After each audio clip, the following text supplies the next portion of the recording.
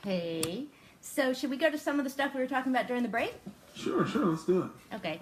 Diplomacy? Ooh, Yeah. that word, diplomacy.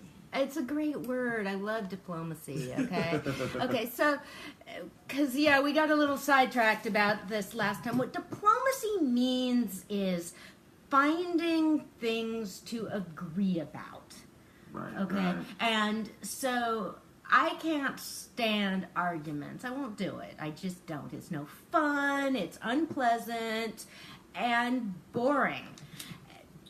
Argument means trying to get the other person to change their minds, and people don't like to do that. Right. Okay, Right. none of us like to do that. Even it doesn't matter if you know a lot or don't know a lot. It's one of the things I want to put in one of my trainings is nobody likes being told what to do. Right. Nobody likes being told they're wrong. I'm having an issue with feeling jumped on with things I say by rude ass millennials, and and I feel like, whoa, okay, why does this irritate me? I know that I know what I'm talking about, and it shouldn't get to me, but I don't like it.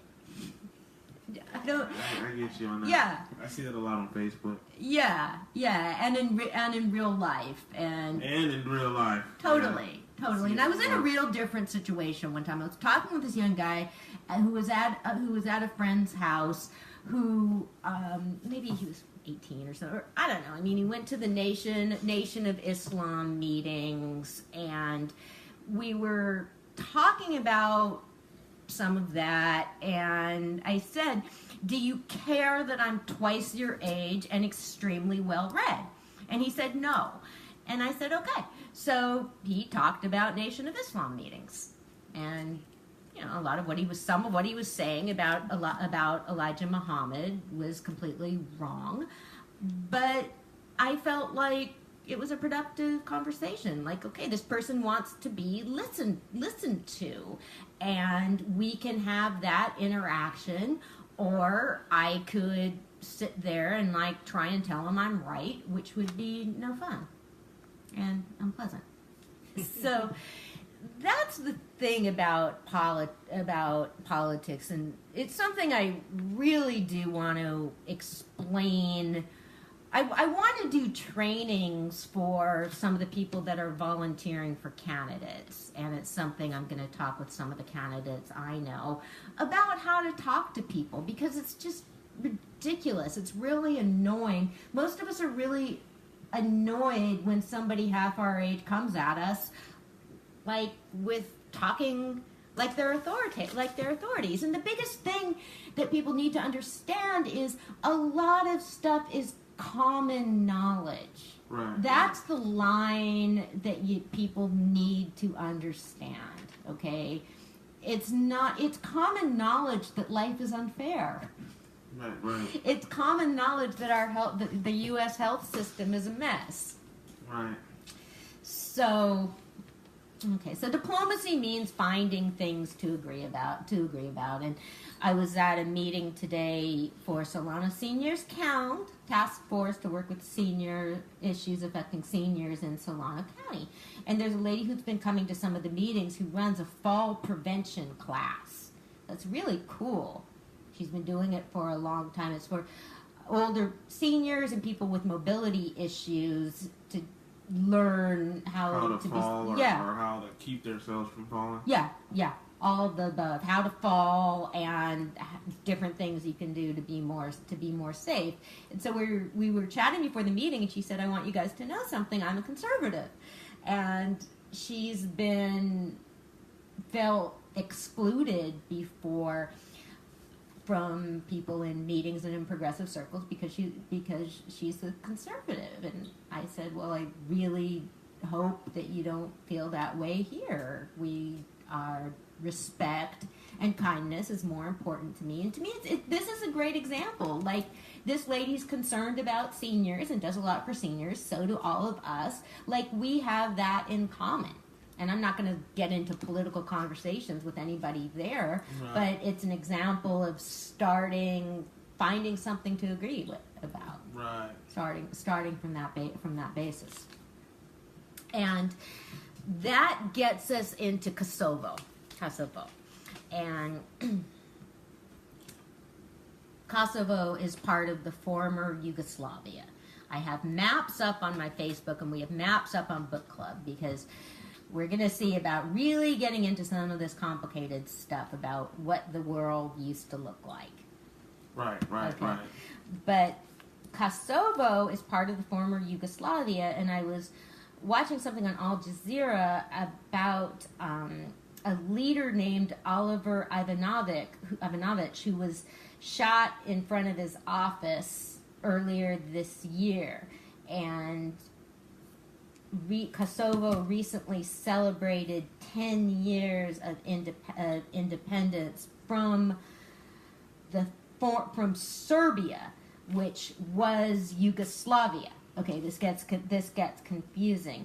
And Oliver Ivanovich was Serbian. He was of Serbian descent, but he was somebody that bridged barriers between Albanians and Serbs. And there's different, like, cultural differences. Right. Albanians are Muslim. A lot of them are Muslim, and the Serbs aren't. And Ivanovich was somebody that could bridge those gaps. And there were people, he was of Serbian descent, and there were Serbs that were telling him that he was too friendly with the Albanians. So he was probably killed by Serbs, or else he was cracking down on organized crime. Unfortunately, that gets a lot of people shot.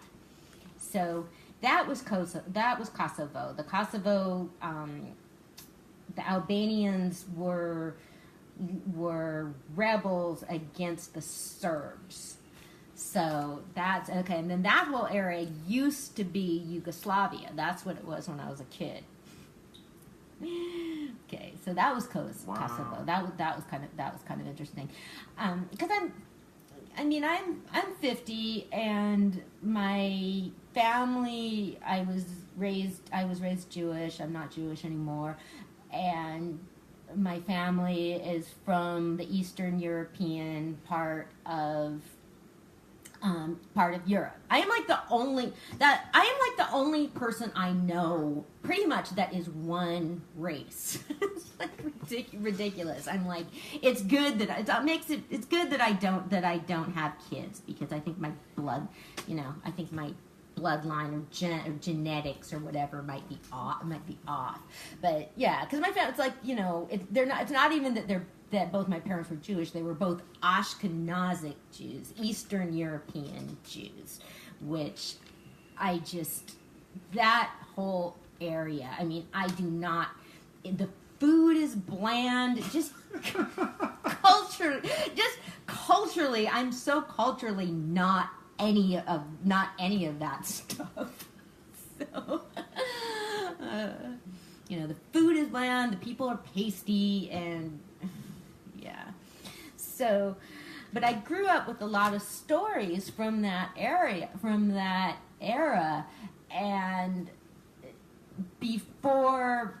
stories from before the Soviet Union, when Lithuania was a place. And so that's just something I really remember when I was a kid. Those were stories kind of from the old country. I'm going to pull up some of our maps. But yeah, I also yeah. Tell me when you're ready. Are our maps up? There's which one did you want? Oh, any of them. Let's go with this. That one. Is that one showing? Okay, because that's what the world used to look like. The Soviet. That's what it was like when I was growing up, and when I was a kid. Like, there wasn't Russia when I was a kid. There was just the Soviet Union, but we knew about Russia because that was where my great grandparents had come from, and we had things that my great grandmother had sewed, and so there were just stories and stuff like that. But it wasn't Russia. It's like they were Russian, people were Russian, but you had to say USSR in order to be correct, which right. Which was always a big thing. So that is what the world was like until around, and it's also vivid to me. This until around the early 90s when I was the fall of the Soviet Union. Wait, it was 91, I think. I had it written down. It's just something that's extremely vivid to me because it's when I was graduating from college and getting to be, there was just a lot going on, being more conscious of what was going on in the world, but not super conscious because back then nobody watched TV. I mean, people like me didn't watch TV, and there was no internet, and I was just really did not know what was going on in the world a lot of the time. So, I mean, when I was a kid, there were books about some of the books about Yangtze and Kate, about kids growing up in that era. They were Hungarian. I was fascinated by that when I was a kid, that there was a place called Hungary, because I always thought it was hungry. That's what it sounds like. So, you want to go to one of those maps? Oh, it's okay. I'm looking at it right. I'm looking at it right here. We'll both work. So we're just kind of like looking at it to see like, okay, what does the world look like now? Because this whole area now, what is now Serbia and Bosnia and Herzegovina, used to be Yugoslavia. And Yugoslavia was interesting because there's so many nationalities within those countries. And then so when Yugoslavia busted apart, unfortunately, then there was a war. That's when there was the Bosnian War. Okay, the Bosnians were Muslim and the Serbians were Orthodox Christians, and then there were the Croats who were also part of that, and that was a civil war that was crimes against humanity. Wow. And just one of the worst conflicts. It's considered to be one of the beginnings of modern, late 20th century genocide. And one of the problems was it happened at the same time as the Rwandan genocide. Well, it happened shortly around the same time, which was one of the reasons why the Rwandan genocide was neglected. Right. Okay, because all this was going on in Europe, and there's still people waiting to be tried for war crimes. There's still a lot of people missing, a lot of Bosnians missing. Wow. And it was the sort of thing where it split families apart. People killed people killed neighbors. Shaking my head. Yeah, and it was like it was weird because it was like what was happening with the Hutus and the Tutsis in Rwanda. I mean, people that had been part of the same community for years killed each other and turned on each other. Man. Yeah. Just bizarre. I mean, just so... And that's why when you... I don't know. I mean, I just always try and think about what would I do? What would we do? Because I think we're all people. And most of us are just regular people. So it's like, what is it that makes regular people become murderous? I think it's the differences. Yeah. That's the only thing I can see is the differences. I mean, yeah. When some people don't like something different, that's usually what happens. Yeah. Yeah, it's true. If you really look at most wars, that's pretty much what it comes down to. Yeah. It isn't religion, it's a racial difference or Yeah. something of that nature. So Yeah. Yeah. And in the with Bosnia Herzegovina, it was killing Muslims. Yeah. Yeah. Because there used to be, and then my grandfather was born in Poland, but the other thing about Jews is that we're not really considered to be any nationality. That's just one of the really weird things about Judaism is that, you know, my grandfather was born in Poland, but like, no, we were not Polish. Or, yeah. a lot of people think the word Jewish is a nationality. It's kind of funny. I know a lot of people that think that. I know it's not. I went to a Catholic school and we had religion class, so we learned that, but a lot of people don't know that. Well, it is and it isn't. I mean, I don't know. I mean, to me it seems more that way because it's something that you're, like, for me, I mean, I was born Jewish, but I just, for a long time, I considered myself a non-practicing Jew, but then I, like, wound up becoming a Christian. And so, to me, religion is something that you choose. Right. It should be something that you choose. It is. It technically is. I don't know. Yeah. But I do agree with one thing. A lot of religions sometimes start off with a certain group. Yeah. So that may, you know what I'm saying, like, I don't know, like a lot of Muslims, Middle East, you know? So it makes sense if you correspond someone being from the Middle East being a Muslim. Yeah. Even though technically, just because you're from the Middle East doesn't mean you'll always be a Muslim, you know? Yeah. Because there's Asian. Well, that's one, and that's a big thing in that Jews and Muslims have in common. You know, I mean, there's Asians, Muslims. I mean, there's people from all over the world. But yeah, I don't know. See, eventually, I really do want to do a mission into conservative places, and I just feel like it would just be really interesting to me. Like, okay, well, I wouldn't want to go tell a bunch of Nazis that I became a Christian because I wouldn't want to seem like I'm knocking Jews to people that hate Jews. But Right. I don't know. But I wouldn't, like, so far as honesty. Like, okay, well, do you hate me for how I was born? Or, you know, I certainly wouldn't want anybody to think that I became a Christian to, like, not to join them, you know. Right. I mean, certainly not. I mean, my feeling, just for me, I mean, being raised Jewish, it was just all a bunch of rules.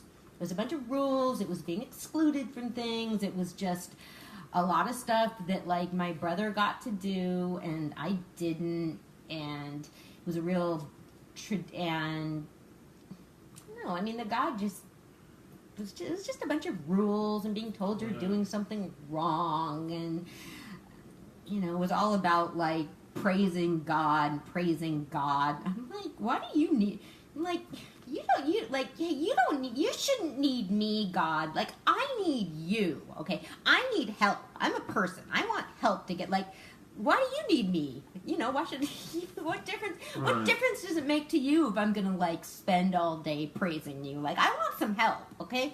I want help to get through my day-to-day life. And so far as being a Jew, there is, like, none of that. And it's, like, really intellectual and heady, and I just did not feel like I ever got any emotional support or anything personal. But so that is why I guess I would consider it a nationality or something, or because I was born Jewish, and that is how. And so you consider it more of a nationality? Yeah, because I don't practice Judaism. Yeah. And I became a Christian. Like, you know, I really did. I mean, so yeah, that is what I would. That's what I would consider nationality, I guess, because, you know, and I don't know. Unfortunately, I'm like, don't send your kids to religion. If you're, okay, I wasn't from a religious. My family wasn't that religious, but they sent me to religious school. Don't do that, okay? Like, if you're not people, okay, like, if you're not going to live that way, then don't take a really anxious little kid and send them to an Orthodox school. Because my whole experience of being young at Orthodox school was feeling like I was doing something wrong. All you're doing is hearing about all these rules and how things were supposed to be in your house. But I was like a kid. I didn't control the house. I graduated from a Catholic school. Yeah. And I'm not Catholic, but I don't know. I kind of liked it. It was kind of, in a weird sense, it was like I got to see a different religion, even though I wasn't. It was just good to, I kind of got broadened. You know, we also had this religious class where they told us about Muslims and Islam and Buddhism and all these different other religions. And it was good. I liked it. I don't know. I liked it. Well, there's no, like, okay, there's 613 Jewish commandments.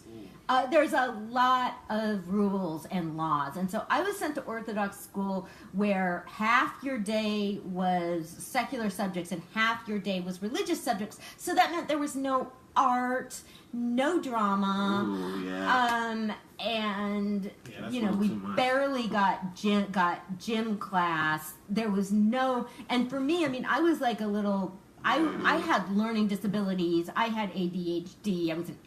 I was a mess. And so for me, it just meant it was way too much work. It was stressful, and I never had, you know, kids should have art class. I mean, especially kids with learning disabilities. Yeah, that's crazy. Well, we had art class and all that stuff. Yeah. It wasn't that strict, but yeah. And then they started separating the boys and the girls for lessons, and the boys got like harder lessons, and so I didn't appreciate that at all. The girls got dumber lessons. Wow. Yeah. I mean, that wasn't how. You know, I mean, it's less like that now. So now people will say to me, like, "Oh yeah, women can do more things." I was like, too late. Okay, it's like that was my experience when I was young. I don't want to go reclaim anything because it sucked. Okay. Right.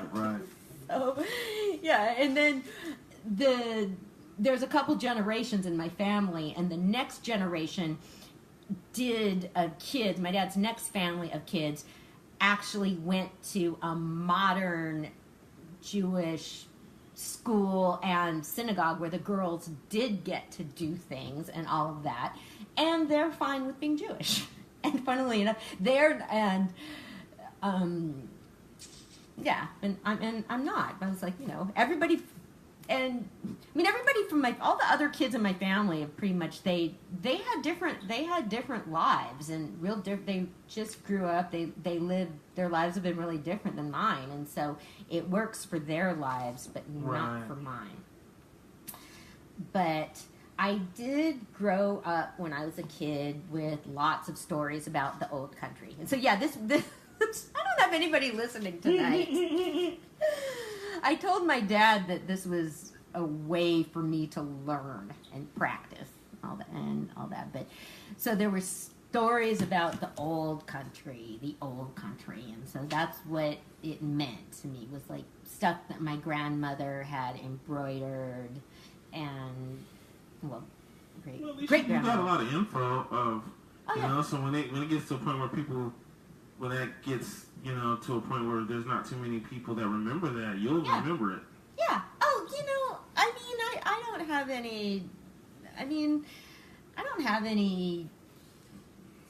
I mean, I don't have any. I mean, my thing is, I refuse to regret. You know, refuse to regret, refuse to resent. Because I think about that kind of stuff now. Like, you go to these, you know, you were sent to let's just say you were sent to a strict school. Yeah. I was sent to a school that was, you know, a little bit stricter than a normal school.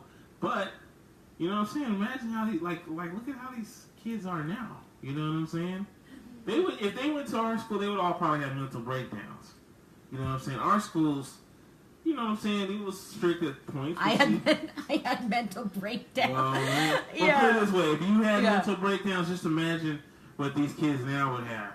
Well, some of them don't even like. Well, actually, not so much, because there's now much more understanding of mental health in children and in learning and learning disabilities. And I have ADHD, and so the traditional interpretation of ADHD, it was like boys would be identified as ADHD because they like break things and stuff like that. But girls ADHD manifests more in like staring out the window. And it still like happens to me with ADHD. Like I'll get so overwhelmed by different things that I'll just like click off. And so when I was a kid, you know, people didn't really, if you were like girls like hiding in a corner and reading, nobody really thought that was a problem, that I was shutting everything out. So something I care very much about now is mental health for children and treatment for better understanding of learning disabilities, because there wasn't shit when I was a kid. It wasn't as good. I just don't know though, man. It just, to me, it just didn't seem like it was as bad as it was now. It just, maybe it was there, but I just didn't see it. But to me, it didn't seem as bad. Like kids nowadays are just, it's like, to me, it seems like everybody has a mental issue. And it's just, to me, it's like, I don't know, man. You know, a lot of these seem like they could be cop-outs. You know, people are just saying it because it's kind of like a fad now. Yeah, I mean the problem, and there is some of that, and that is a problem because it's also something that's very real, and it's extremely real for me. You know, and I'm used to it now because. Okay, there's no such thing as math dyslexia, okay? So people will say that. It's like, no, you just need to work harder in math, which is a big thing, which is a big feminist issue for me. Like, I used to, when I tutor kids and work with kids, it was all about setting an example, okay? We're going to get in and understand this. You're not bad at math. You have to try something. Right. And that's a societal thing, which is interesting, which I really have worked on. What exactly is considered math dyslexia anyway? There's no such fucking thing. That's something that something that people have said to me. Like when I say I have learning disabilities, that when I say I have dyslexia, like, oh yeah, I have that. It's like, were you left back in kindergarten? Were you kicked out of school in 3rd grade? Did you drop out of high school? Okay, like I did all that. Okay, that's all. So don't go telling me that because you had a hard time in math, you have dyslexia. Okay, I mean this stuff really affects people. Really affects people's lives. So, and it's the same with. You know, I have a friend who can die from peanut dust, and now she has terrible peanut allergies. I worry about her, and you know, but then a lot of people will say that they have peanut allergies. Oh, and then gluten-free and dietary stuff and all that. That's just human nature. The pendulums swing.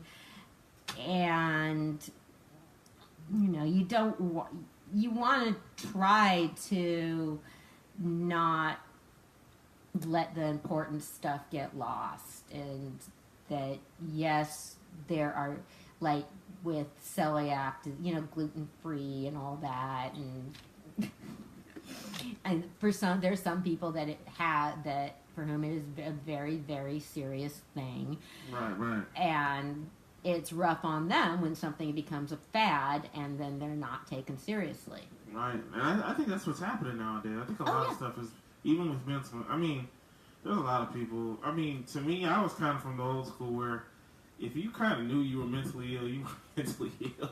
Because it's kind of hard for me to sit there and you're telling someone you're crazy, you're schizophrenic, and you know What did you think about the last, like, basketball player, I guess, who was talking about his mental illness? Which one? Are you talking about the light-skinned dude, the one that has a drug problem now? It wasn't a drug problem. He was talking about mental health problems. Not totally. Because I know there was a guy who had mental health problems, but he went off on drugs. I mean, that's part too. of. I mean, and I can understand that because when you're mentally, you'll do, that sometimes happens. Yeah. Unfortunately, I mean, a lot of times with people, addiction can be self-medication, and for a lot of people, getting off drugs, when they get off drugs, it means they can see a psychiatrist and get on the right drugs. Right. That's something that happens for a lot of people. They learn they can be all whacked out on substances and then try and like clean out and see what's really going on with them. Like, oh, okay, you have anxiety. There's a medication you can take for anxiety instead of like drinking yourself into a stupor. Right. Because I mean, I just have known some people who never really went to see a doctor, but I'm mentally not right. I can tell. Yeah. And I'm like, how can you tell? How do you know? If you're crazy, how do you know? I just don't understand how you can. I can understand like your situation. You had a stream of stuff happen to you, like you just said, in kindergarten. Yeah. You had issues. There's steps that I have to hear before I can understand it. So you can kind of sit there and not really know that you have a problem, but you look back, you can say, okay, yeah, I got, I wasn't good. I wasn't doing good in school in kindergarten. In third grade, I got kicked out of the class or whatever. I was sitting in the corner reading books by myself and didn't understand why I was doing that. Man, that's understandable. But when you try to, I just know, I'm ADHD or and you never really. How do you? I mean, I don't know. I have no patience. Yeah, I have no patience with that. There's just, and I'm more balanced about it too. Like, okay, how much speed have you been prescribed? Like, right. And now it's so. I'm no longer medicated for ADHD because doctors have such a liability prescribing it because you're prescribing it. Basically, it's really hard to do that. And so I used to have to go, when I was on ADHD medication, you had to go and like get a paper prescription every month, and it was just really stressful because of the regulations and stuff. And so eventually I just, it's unfortunate. Right. But okay. See, there goes the ADHD. I was trying to. Oh, okay. Well, the basketball player. My dad knew who he. This was a couple years ago, but my dad knew who he was. He was a really, really good player. Mm-hmm. Somebody really well known, and it was cool because he just seemed like not many athletes, and like the basketball players would come out and talk about something like that. Right. So that was cool. He probably was talking about it. If it's the same guy I knew, he probably was talking about it because this guy that I'm talking about, he went so far as he's like homeless or almost homeless. No, it wasn't that. It wasn't him. He wasn't one of the ones, and he just talked. I mean, it wasn't one of the ones like how. It wasn't one of the ones where he gets in trouble and then comes out and says it. Like, no, he was talking about it as to help other people with their mental health. He was talking about experiencing depression. Because this dude really had problems, though. Yeah. I mean, he had problems. I think his mom said he was mentally kind of messed up. But, you know what I'm saying? At the time, I guess when he was younger, it probably wasn't as bad. But as he got older, and like I said, when you mix, alcohol and drugs, that can be really bad. It's a bad mixture. Yeah. And as of the last time I seen him, he was homeless. He was like in front of someone saw him in front of like a grocery store somewhere. Oh, that's so sad. And I mean, to be like a high-paid basketball player. Well, they have the problem of being in a life where you can become a celebrity and nobody will call people. You can just think you can do whatever you want, or I don't know. I mean, I just think they have a real difficult life, I mean, I think they have it can be a life of a lot of extremes, I think, and I think a lot of people that traveling can really whack out people's moods. Right. Then they have then they're going to have problems with people there's going to be problems with trusting people because they're going to experience so much people trying to get close to them for fame and money. So, so that's rough. Man. Okay, we're gonna do some tunes. Let's do it. Okay.